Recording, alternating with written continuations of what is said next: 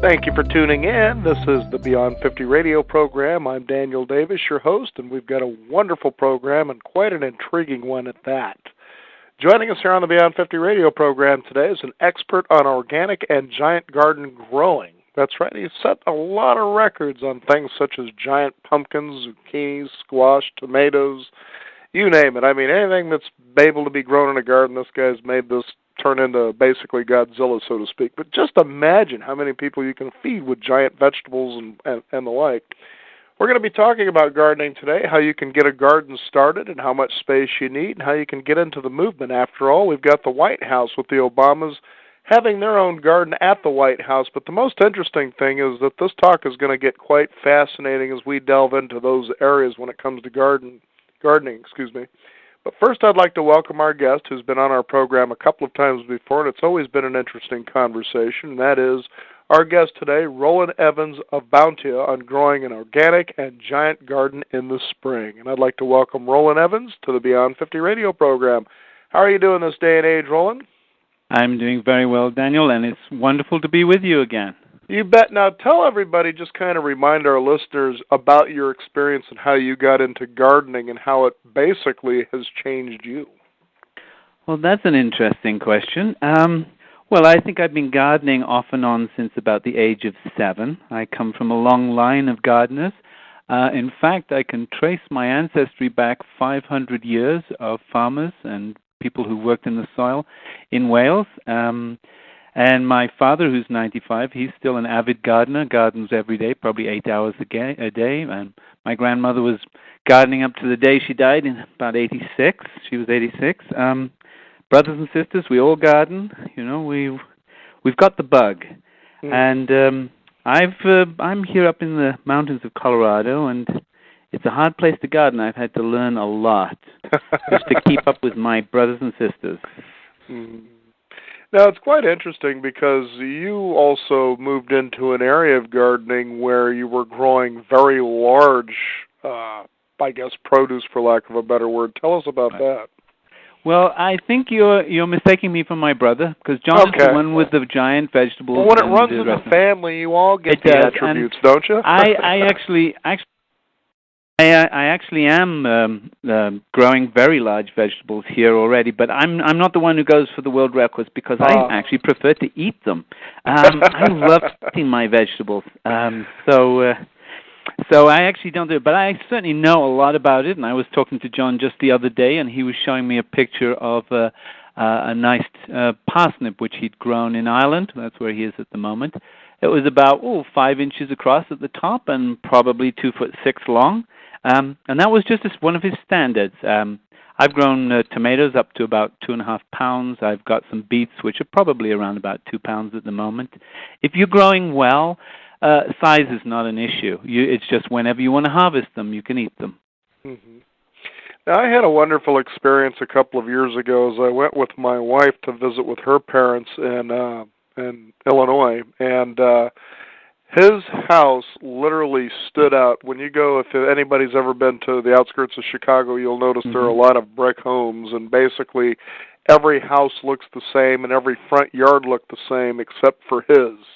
I mean, he had rows of beautiful kale in the backyard. I mean, it was just astounding what this guy had in such a small space. I mean, literally, he had enough food there, he could have fed probably at least some of the neighborhood throughout the week. And you're beginning to see a lot more of that. So what does it usually take, and how much space does a person need when they want to get started? Well, that's a good question. Let me just address the first part of it, your comment, which is that, he's part of a movement, a big movement across this country, which is growing in power and extension, because people are starting to see that they want to take control of their own food. In Boulder, where I live, there's a very strong what's called localization movement, where people are actually digging up their front yards, not even their backyards, and putting in vegetable gardens. So you'll walk along the street, and instead of that piece of green grass and those bits of juniper or whatever people usually throw in, and a couple of annuals, you'll see rows and rows, as you said, of beautiful vegetables. And I think this is actually a really exciting change that's coming about in people's ideas. And That's the thing that people don't realize, is that around your house, you think of your backyard maybe as your garden if you're going to do gardening, but you can use any space. You can use any space that's got sun, that's got some water, that's got some light. You can use your front yard if you don't mind your neighbors looking at you as though you're a little weird. Well, think about it, though. When you've got an economy that seems to be bordering on falling off of the planet, and the first thing you'll see is people panic.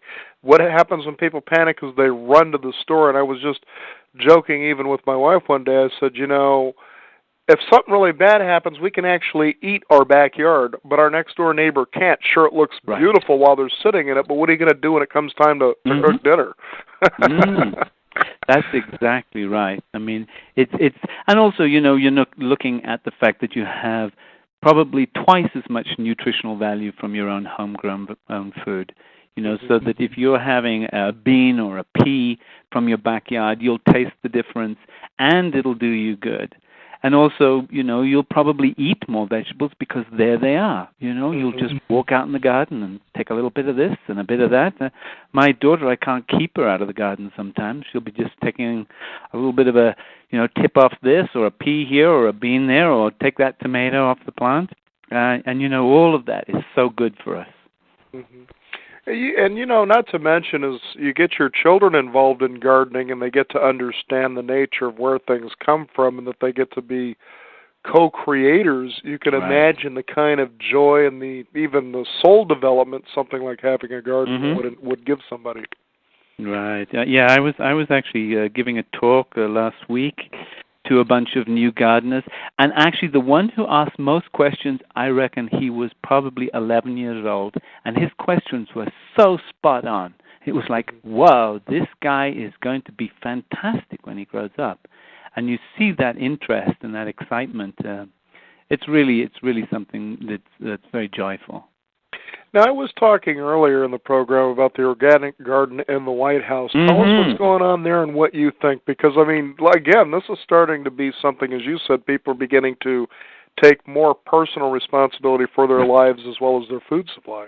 Yes, yeah, and, I'm part of a gardening group, and my gosh, you should have seen the emails going around about the organic garden in the White House. And also the kind of counterattacks that I've seen, some of those other things which people have been writing about. Well, why isn't she using chemicals? Why isn't she using pesticides? She's not going to be able to grow anything. And, of course, that's actually nonsense. I think, just as a symbol, the fact that the garden is being grown again in the White House. And I don't know if you know about the Victory Gardens. Have you heard of those? No, go ahead and tell me about those. Okay. These were actually very important during the First and Second World War, which is that people were encouraged to use every piece of land to grow food.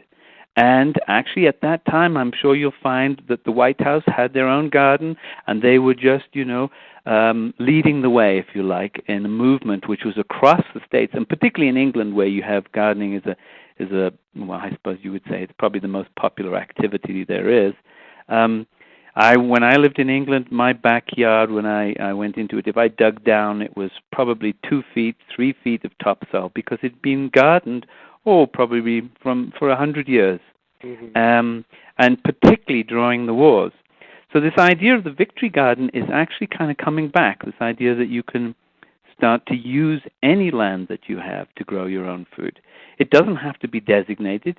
You can become what you might call an urban farmer. And in fact, I know a number of people who call themselves urban farmers. And I would even call myself that. I've got a little part of a plot just outside my office. The next street over, that's somebody's backyard, and they have been gardening there and growing food in this little quarter acre for probably 50 years. And I've got a little plot in there so I can trundle out of my office and go and dig a little bit and look how the plants are doing and then go back in. And this is so exciting. I just find it so exciting. I think it's really a change in the way people are seeing things. Mm-hmm. So obviously the green movement is actually taking on its real meaning versus big business that are just putting a label on what they're doing. Absolutely. It is about greening the country.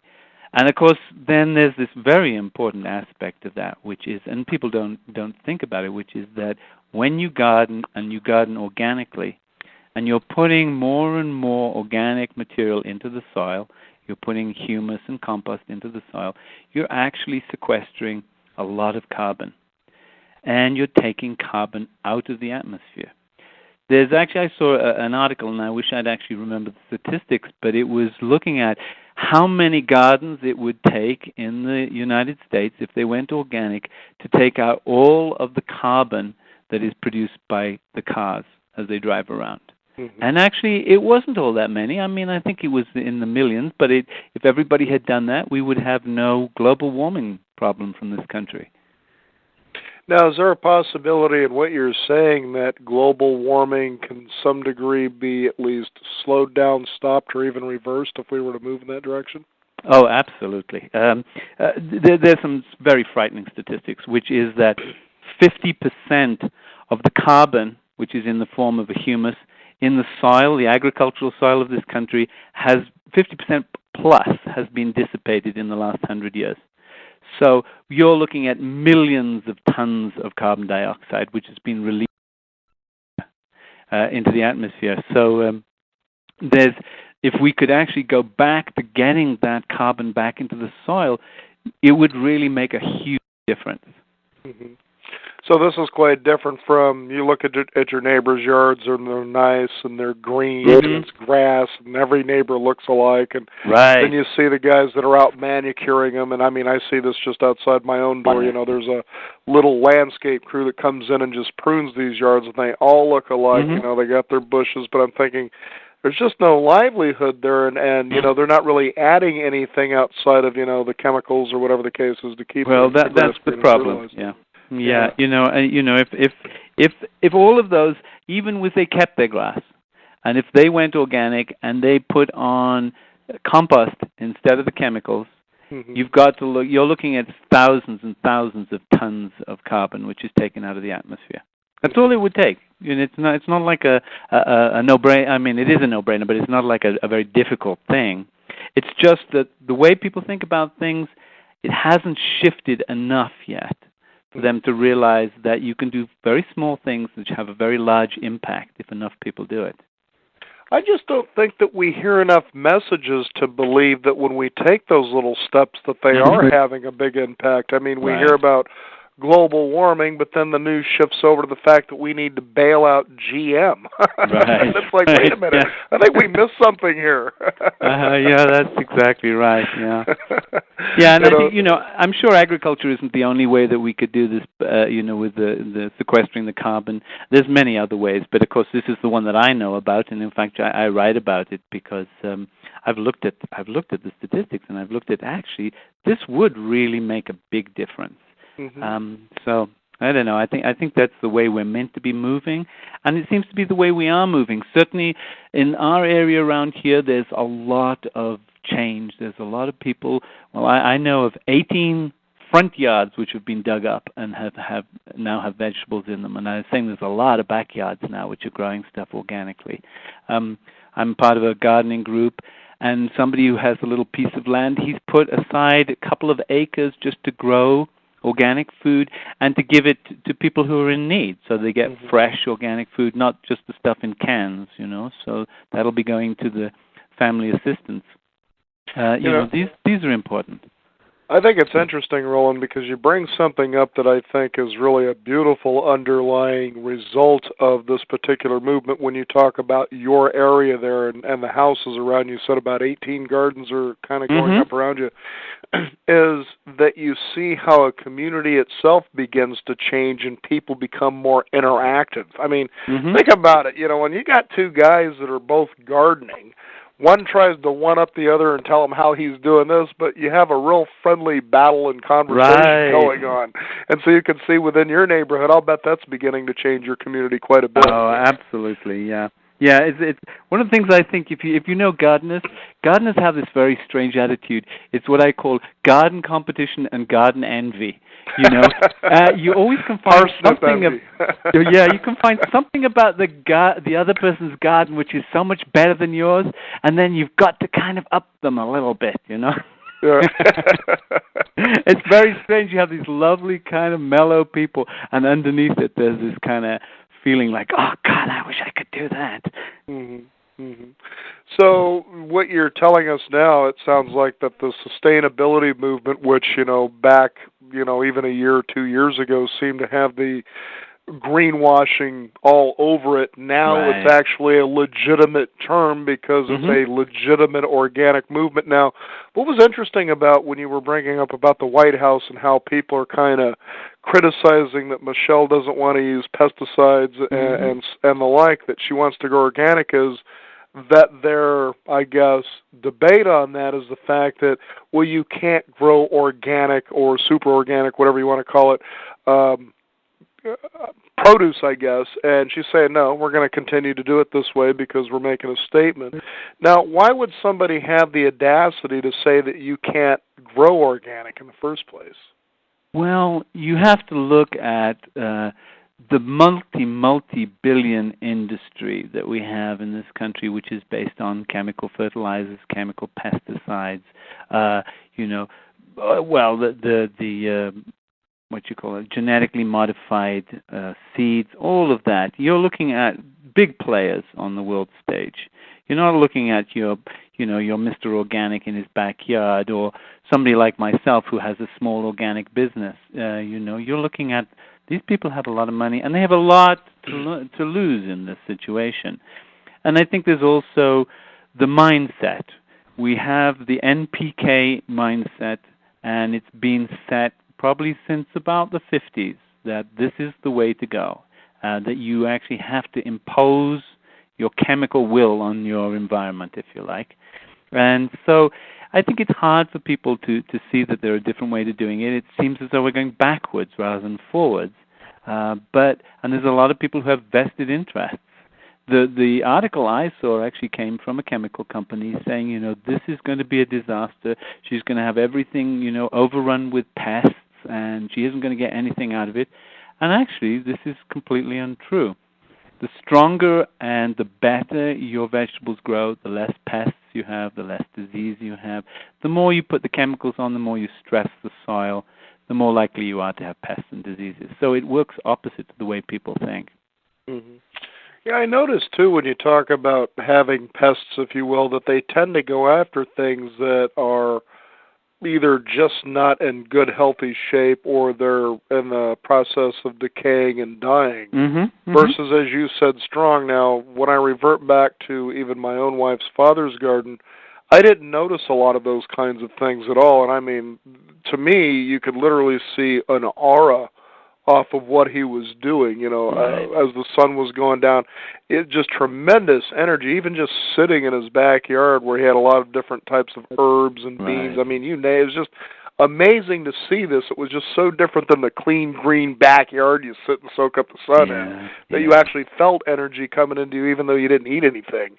And I could see how growing a good, strong, healthy garden would actually prevent those kind of pests from coming in, but actually at the same time bringing in the right kinds of, say, insects, if you will, to help nurture it. Is that usually how it works when you grow organically? It's absolutely what. And, it's even to the point, I have some friends, gardening friends, and, they actually seem to like their pests. So they actually grow special vegetables, stress them a little bit, and put them a little to one side of their garden. So if the pests want to go anywhere, that's where they'll go. So it's like, well, feed the pests what they want, and they'll leave the rest alone. And I seldom have problems with pests and disease. I just don't. I mean, partly it's because I live in a very dry environment, but mostly it's because I actually have very healthy soil, and it goes back to the soil and building up that ecology in the soil, which is feeding the plants in the natural way that it's designed to eat, if you like, and they just get stronger and bigger. I mean, I was just in my greenhouse thinking, whoa, that's looking kind of big. I have a sprouting broccoli, which I planted late last year, and it's probably, 3-4 feet long, and it has a stem which is about 3 inches in diameter, and it's so big that it's fallen over on its side, and all along that stem it has put up little sprouts, like little tiny broccolis. Mm-hmm. And off this one plant, I can get a decent meal.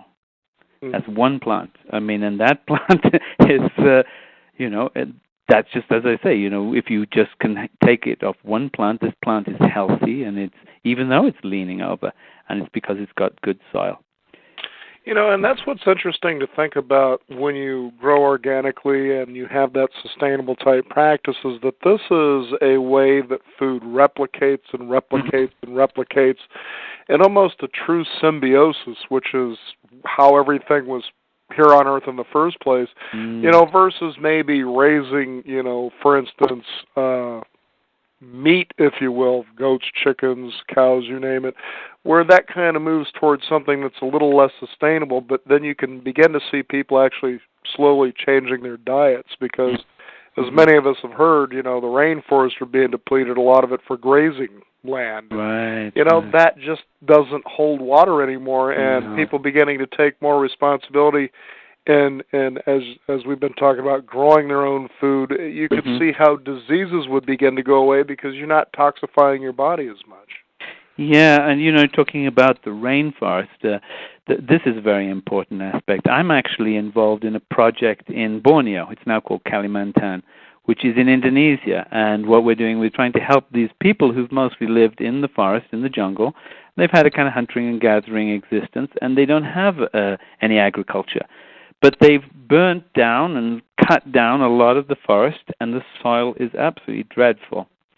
So I'm working with some charitable organizations, international organizations, and we're putting together a project where we can actually have an organic, small-scale agricultural project using the resources which are actually around and using very, I suppose you'd call it low-level technology.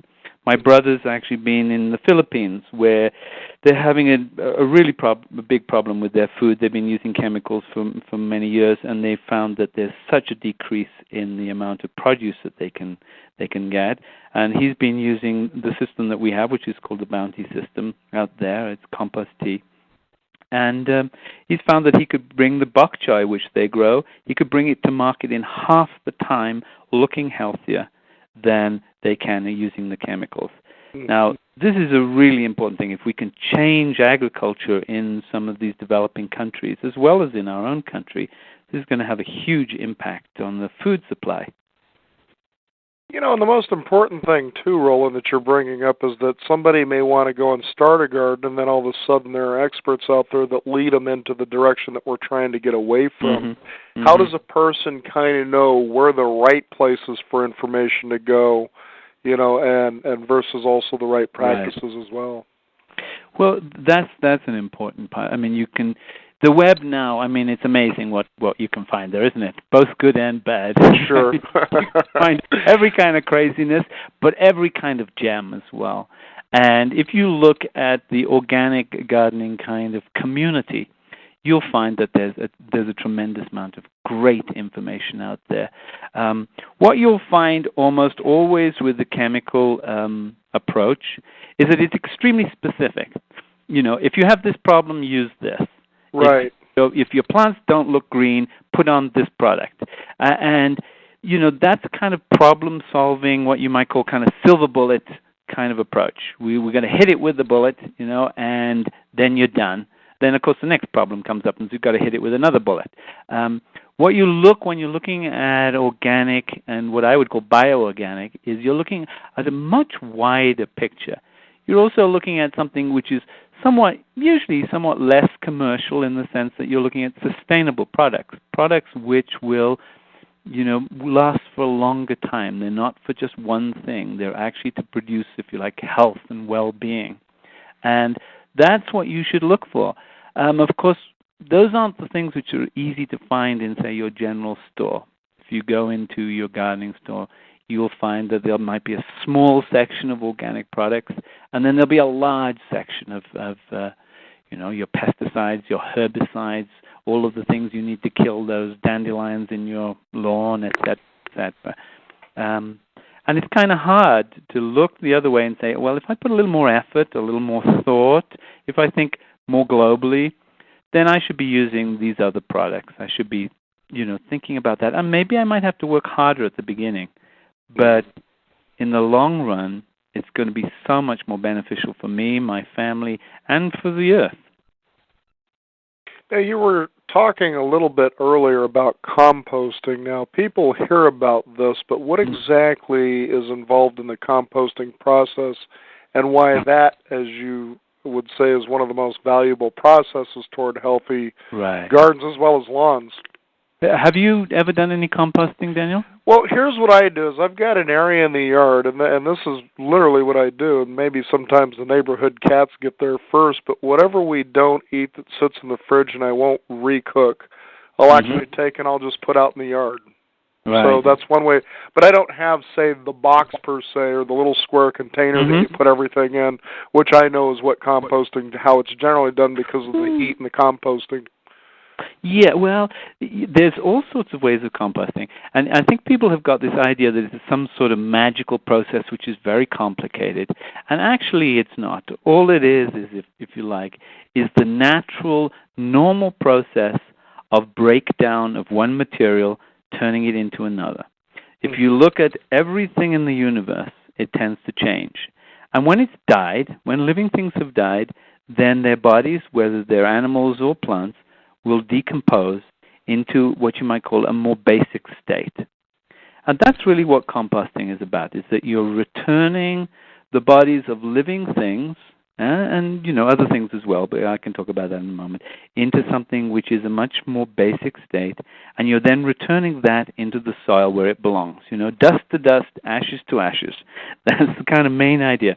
And, of course, there's lots of ways of doing it. There's some very sophisticated ways, and there's some very simple ways.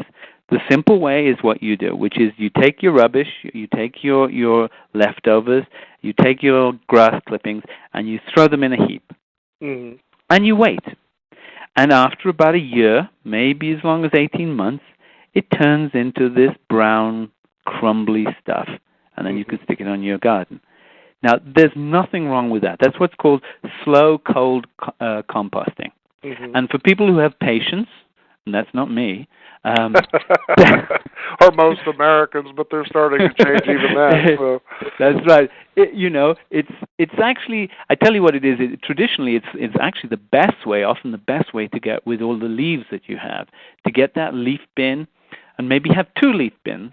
And when I talk about a bin, what I'm talking about is just somewhere that it doesn't kind of fall all over the place. I have a simple bin system. I have 3 bins, and what they are is they're just sides, 3 sides. They're about 3 foot high, 3 foot wide, 3 foot deep, and you just have that bin, and you just throw everything into it. You throw it into one, and then as it decomposes, as it breaks down, you toss it into the other one, and then you throw the new material into the first one. Mm-hmm. That's the simplest way of doing it. It's such a long tradition in England, it's like every garden you come across practically has that. Of course, you've got now much more sophisticated things. They have these big plastic bins that you turn, and you can actually do hot composting in there very quickly.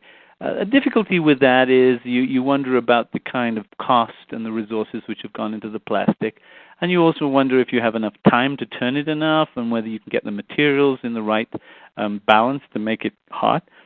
But for those who can do that, it's an excellent way to go. Mm-hmm. Myself, I do what's called hot composting. That means I can turn all that garbage which I take out of the house and all the green material in my garden, I can turn that into compost which will go in the soil in probably 3 to 4 weeks. And I do that by breaking it down into very small pieces with a chipper shredder and by actually mixing up everything. So I will put everything in, and I can tell you'll hear lots of experts say, "Oh my God, he shouldn't do this." I'll put in chicken bones, I'll put in pieces of meat, I'll put in dairy, I'll put in the shells of seashells, like if I'm eating mussels or something. I'll put everything that has any organic content. I'll put it through my chipper shredder, plant material, pine leaves, the whole lot, and I'll just mix it all up and then make sure that it's damp enough like a sponge, cover it, because you need to keep it warm, and then leave it. And in 3 days, you put your hand in there, and it's hot as anything. It's like magic. It's just one of my favorite things to do. And then when it's cooled down a bit, you turn it, and then 3 weeks, you start using it. I'm making it sound simple because, I've done it enough that it is simple for yeah, of course, habits.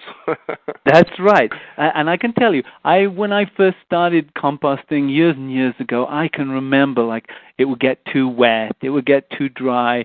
I used to do the layer method, which is the traditional method. Have you heard of that? No. Okay, well, you'd basically when you're doing compost, the theory behind it is that you want 1 part of what's called nitrogen material to 30 parts of carbon material. That's basically 1 part green to 30 part brown. That's how you think about it. Brown material tends to have a lot of carbon in it, so that'll be drier material and sticks and stuff that's kind of dried out a bit. All your garden waste, which is gone dry. And then the green material might be the green. It'll be anything out of your household, and it'll be also all your grass clippings and things like that. That contains nitrogen. So you're wanting that basis of 30 to 1. And a lot of people, what they used to do is they do a layer of brown material and a layer of green material, and then they put some soil on, and then they do it again. That's an old traditional method, works quite well. Actually, it's a little too tedious for me. I prefer to just throw it all through a chipper shredder and just let it go. As long as the end result gets you what you're looking for, what difference does it make, right? But I would think. Go ahead. I was actually just thinking real quick about when you were talking about composting and how you take anything that can be organic, bioorganic, and that includes, as you were saying, even if you go out and buy oysters, you chip those up and you throw the shells in. But, and that was a habit that I got into, and I found that, you really reduce your garbage bill phenomenally while doing the right thing at the same time. Absolutely, yeah. I never think of that myself because I'm living out in the country, and so I don't have really access to very good garbage collection. I have to bag everything up, and if I can't compost it or recycle it, I have to bring it down into town. But you're right that there's a tremendous amount of organic material, and if you think about all of that, and you could say everything that has been alive, everything has got carbon in it. Everything. We tend to not think of that. We tend to think of carbon in a funny way, as it's the black stuff or it's the bad stuff in the air. But anything that's been alive, and actually a lot of stuff which hasn't been alive, but most stuff that's been alive, particularly, oysters like that, their shells, the whole lot, anything like that has carbon in it. And once you've composted it, you've turned it into a much more stable form of carbon, and you can put that back into the soil where it belongs and where it can be held for up to 100 years if you've got good humus. People don't realize this, that you can actually be putting this stuff in the soil from your waste bin, and you're actually putting the carbon where it belongs. You're what's called sequestering it. That's making it unavailable to be turned into carbon dioxide. Because really, when you look at a person's garbage habits, a huge portion of it comes from food. It comes from whether you went to the store and you bought it packaged. That's like, I tend to, if I'm going to buy meat, I'll try to go more for the butcher block than in the cellophane and that sort of a thing. And because they usually will wrap it in a biodegradable paper. So that's something, as you were talking about earlier, that can go in the compost bin. Whatever you don't finish eating, that goes in the compost. Yeah, it's really amazing how you can create your own sustainable practice. Yeah, it is. And there's some very nice products out there. There's these little bins inside, like a 5-gallon bucket, which has got a carbon filter on the top, so you can throw stuff in there and you won't get that nasty smell. So you can actually fill up your bin before you put it out on your compost heap and not have any of the disagreeable kind of aspects of, oh my God, there's rotting food around in the house. Of course, I'm very fond of rotting food, whether it smells so and my wife will often. It's either that or a landfill. Which do you prefer? That's right. I'll come back from doing my composting and I'll be kind of a little smelly, and she'll say, "Oh my God!" And I'll say, "No, this is great stuff. We're doing a good thing here." You want to keep everything out of the landfill. People don't realize that when you're putting organic matter into a landfill of any kind, what it'll do is it'll start to degrade very slowly, and it produces methane. And methane is actually a worse greenhouse gas than carbon dioxide. And these landfills give out tremendous amounts of methane up into the atmosphere. Some of the better ones now, they close them off and they actually burn off the methane, or they use it to generate electricity. And that's not a bad thing. If that's happening, then okay, we're doing okay. But if you're just throwing it out and it's going into your landfill, you're basically contributing quite a lot to your global warming. Yeah, I know that I was at a vegetarian festival, if you will, and basically it's one of those where they talk about sustainable practices. It's a whole day event.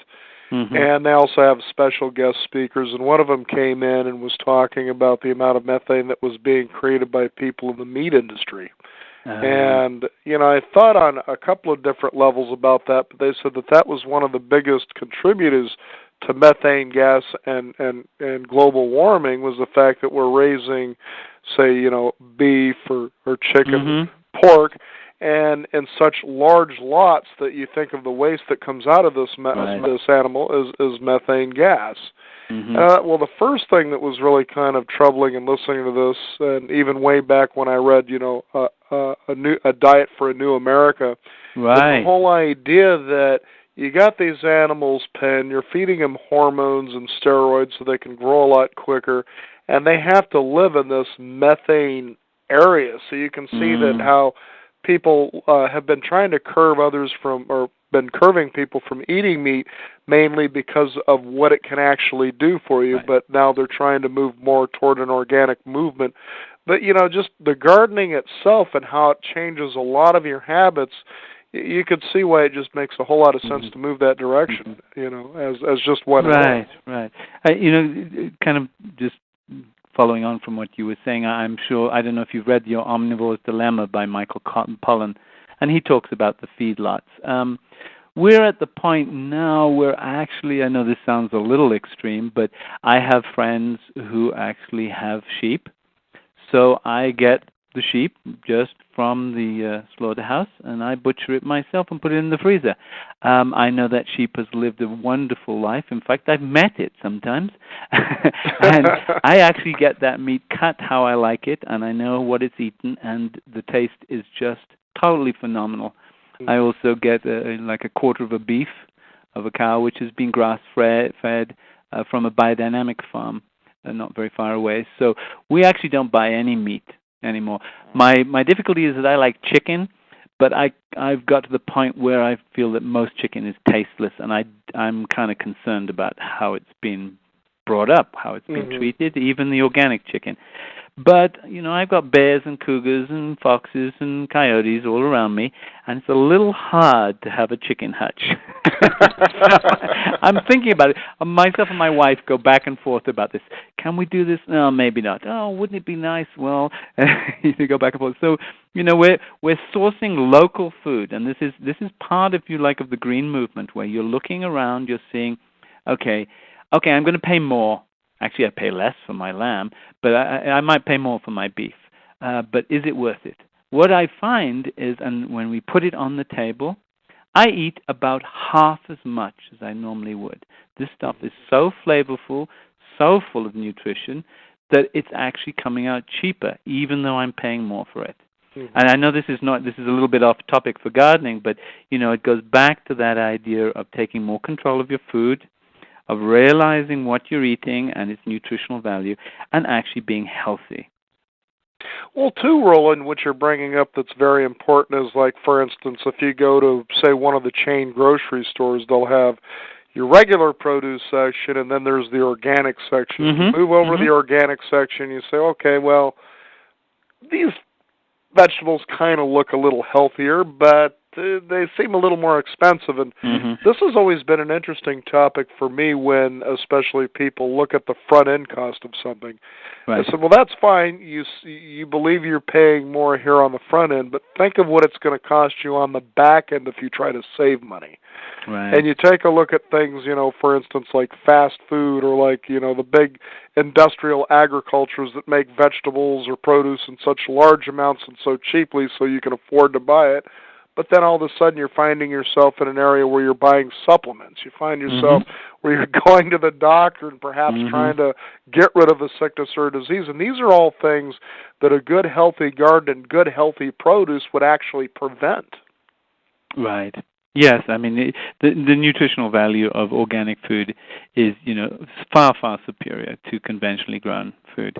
I mean, there's no doubt about it. The research is very convincing, and it's been in.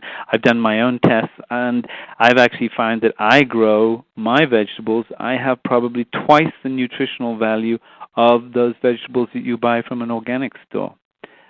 So you can do it. You can up again on the organics by growing yourself. If you're looking at the soil, if you're looking at great products that you're using when you're gardening, then you're absolutely sure you're getting the nutrition that you need. And you can think of it as a stepwise thing. You have your conventionally grown stuff, particularly if it's grown in hydroponics, where it tends to be mostly water. And then you've got your organically grown stuff, which is much better. And then you've got another step up, which is your own stuff, what you grow yourself, which is the top. Mm-hmm.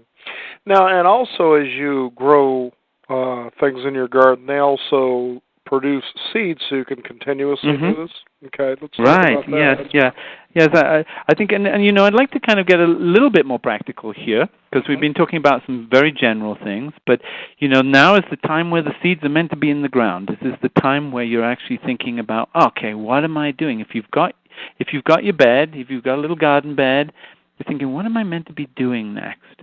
Well, the first thing you do, of course, you've got to get the seeds. And, I've been talking about kind of in some sense the politics of gardening. And the politics of seeds is extremely disturbing once you go into it a little deeper. There's a vast amount of, how shall I say, control of the seeds of our world. Big companies like Monsanto have actually bought up these seed companies. They're not only doing genetically modified seed, they've got patents on all the hybrids. So when you buy your, early girl or your big boy tomato plant, you're actually buying a plant which is being grown with Monsanto seeds and which they have total control over. And this is not necessarily a good idea. Monopolies have never been a great idea. So if you start growing your seeds, as long as you're not growing hybrids, because hybrids don't breed true. That's how they can control them. They can patent the hybrid, which is if you leave your hybrid to go to seed, it will not produce a seed that actually will create the same plant as the hybrid. If you like. And I was going to bring something up on that point, because people would say, well, so what? So they've been able to patent. The fact is the U.S. Patent Office simply states you cannot patent anything that can be found in nature, so you can see why they would genetically alter or create hybrid seeds. That's part of the reason is they've now altered what's in nature, so now they can patent it. Much as like pharmaceutical companies. There's nothing wrong with some hybrids. I grow hybrids sometimes, but I'm concerned about monopolies, and I'm concerned about the fact that, of the thousands of varieties of tomatoes, a lot of those varieties are disappearing. They're not being grown. Of the varieties that you buy in the store, and you probably see this with apples as much as anything else, the varieties have got less and less and less, and they've got more and more tasteless. It's easy to grow a tomato which will actually look beautifully red, but have no nutritional value. No meat and either. Sell it. Yeah, I know. It's like water in a red skin, as far as I'm concerned. And those tend to be the hybrids, because they are producing particular hybrids that can be grown very, very well commercially, but do not really have much food value. The traditional ones, which are heirloom means that they're naturally grown, that if they're different from other tomatoes, it's because some actual person has actually kind of worked to make it go a certain direction. And heirlooms don't produce as much as some of the hybrids. Sometimes they're not as disease tolerant, but the flavor is what you look for. I grow 2 or 3 different hybrid tomatoes, and I can tell you there is no way I can eat a tomato from my store nowadays. I prefer not to eat tomatoes until they're in season, because the taste is it's a different thing. It's like you're having a different vegetable. But anyway, back to the seed thing. Now is the time where you should be looking for your seeds.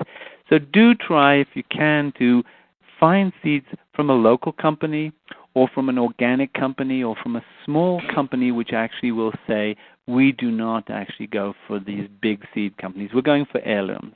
And start to look at those seeds which are going to produce very nutritious, very tasty vegetables. So that's the first thing you do. And then the next thing you do is, those seed trays, they're great. If you just go to your garden store and you get your seed trays, and, you might not want to make your own seed mix, but, there's some decent seed mixes out there, and you start to grow your first seeds. There's a lot of things you can be growing at the moment. Are you planting any seeds at the moment, Daniel? No, not at this moment. Right, I'm still trying to get the motivation to do the gardening, but it's always enjoyable to understand it. Most people wait a little later until it's warmer, and and then they kind of look around for a transplant. Say you can go to your local supermarket and find a decent transplant. Of course, you haven't really got the variety that you might be interested in because it'll be restricted varieties. But that's not a bad way to go to start with, and then you get into the ground. But the thing I think that people don't realize that growing some of the green vegetables like lettuce, like kale, as you were mentioning, cabbage, like arugula, all of these lovely salads that you can have, they're very simple. They're very easy to grow. You can grow them in seed trays inside, actually. I have some growing inside. I have a big tray of earth, and I just sprinkled some seeds on there, probably in January, and we've been eating salads off that every now and again. I also plant pea greens inside. That's just an ordinary pea, but you eat the greens. You don't eat the pods. You don't bother. Yeah, I don't suppose you've ever had those because they're a kind of a new gourmet thing, but they're the easiest things to grow. And they taste, as I say, they taste a little bit like, not quite like a pea, but they taste very green, and that's all I can explain it. The taste is very green. It's like the greenest green that you can eat. But those things, those are not hard to do. It takes a little bit of organization, but you can't really fail. Seeds are very cheap. I mean, you can get a good packet of seeds for a couple of bucks, and that would last you, if you put it in the freezer at the end of the season, it could last you 5 years, actually. And people don't realize that. You can freeze your seeds, and you can use them again next year, and you don't have to throw them out. Mm-hmm. Now, what's interesting is, now as you're growing, now the plants do produce new seeds? Oh, absolutely. As I said, the hybrids won't breed true. Right, but if that's why you said kind of stay away from at least a portion of those anyway. Okay. Yeah, and if there's a particular hybrid that you really enjoy, I wouldn't say there's anything wrong with that. As I say, I grow some hybrids, but mostly I try to grow heirlooms. And so for my tomatoes, people don't realize this. You grow a decent tomato that you like, and you pick the biggest, reddest of those tomatoes, and then you put it aside until it's a little bit, not overripe, but just really prime ripeness, and you take some of those seeds and you just keep them to next year. It's very easy to plant those seeds and to grow tomatoes from. People don't realize this. There's a few techniques, and you can go online and find out about them. For instance, with tomato seeds, you have to put them in water for a couple of days until they ferment, and it gets rid of something around the seed which stops them germinating. And then what you do is you dry out your seeds and you put them in a seed packet, put them in the fridge or the freezer if you want to keep them very well. And then next year, in the beginning of the year, what you do is you test them. And this is an interesting thing, was you take your seeds, you put them in a damp paper towel in a Ziploc bag, and you wait. That's all you do. And you'll see how many of those seeds are actually viable. Often you'll find that they're all viable. So they turn into tiny little seedlings, and you can take those tiny little seedlings off the paper towel, put them into a seed tray or even outside sometimes, and away they'll go. It's not, people are kind of scared, I think, of seeds and planting, but it's really not that difficult. Yeah, just get in there and face your fear in the first place. What have you got to lose, right? Yeah, I was just thinking, too, because you were talking earlier about how there's a lot of varieties of apples, and those are kind of dwindling, and then the apples that you do eat, they tend to be tasteless. And I remember a time that I was actually in a golf tournament, and there happened to be an apple tree out on the middle of the golf course. And you're just looking at these nice-looking apples, and so one of the guys, he said, well, how is it? And he goes, man, they're awesome. And sure enough, so I grabbed myself one, and I was like, I don't remember the last time I tasted an apple that tasted this good. And it's the same way with a tomato. When you were bringing it up, I remember as a kid tasting my first tomato, back in the day and how it was squishy and how it went into your mouth and just had that tomatoey taste, versus today you open it up and it's nothing but a solid piece of mass with a little bit of water in it. And I thought, ugh, I mean, it gets to a point you don't even know what you want to pick anymore, that when you move the direction we're talking about, is you're growing your own garden and you're using the seeds from those plants, that they start to go back to what they were in nature. Absolutely. Which was meant for things to come along and eat. The fruits are there, so then that way the plant gets to propagate itself and continue. Right. Yeah, we do something in the fall, which I don't know if you've ever come across, which is called urban foraging. Okay. Urban foraging is where, people, they grow beautiful trees all over the place, plums and cherries and apple trees and pear trees, and they're just around the place. And you'll see them flowering in the spring, and then in the fall you'll see all of those apples and plums and pears just falling on the ground because they haven't bothered.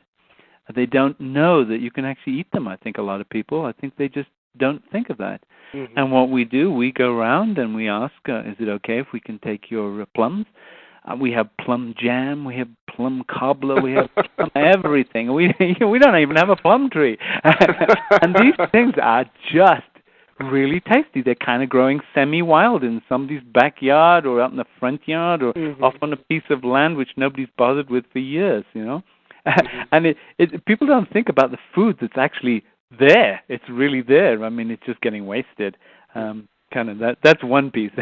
Anyway, I don't know where we are with the seeds. So let me go back to the seeds a little bit, which is, if you haven't planted your tomatoes now, it's probably getting a little on the late side. You might be able to get them out, but you can get some good seed. You can get some good transplants. But you should be planting your lettuce and your radishes. You could even be thinking about planting cucumbers and melons and gourds and pumpkins inside if you want to. If you've got some space for them. I like to grow cucumbers because I don't like the ones I get in the stores. Basically, I like to grow the things I don't like to eat in the stores. And, it's so satisfying to have your own. Even if you only get one cucumber, it's still worth its while. It's just so amazing, that this is such a simple process to get started, although it can be a little rough in the beginning. But then, as you said, as you get into it, you realize, I'm really starting to take a lot more control for myself. And most of the reason we go to work is so that we can earn the money to be able to eat. And you realize that you could change that quite a bit. Now, another thing, too, for people who feel like this might be a daunting task, is that we're seeing a really nice surgence of what's called community sustainable agriculture. Let's talk about that a little bit. Yes, well, we talked a little bit about that happening around about, in people's houses, people's front yards. But there's a lot of CSAs where you can buy a share in a farm and you go out and you can help on the farm, or sometimes you don't even need to help on the farm and you get your vegetables. You can see them growing. You can see how they're treated. You can actually, go out and get the produce, which is absolutely prime ripeness.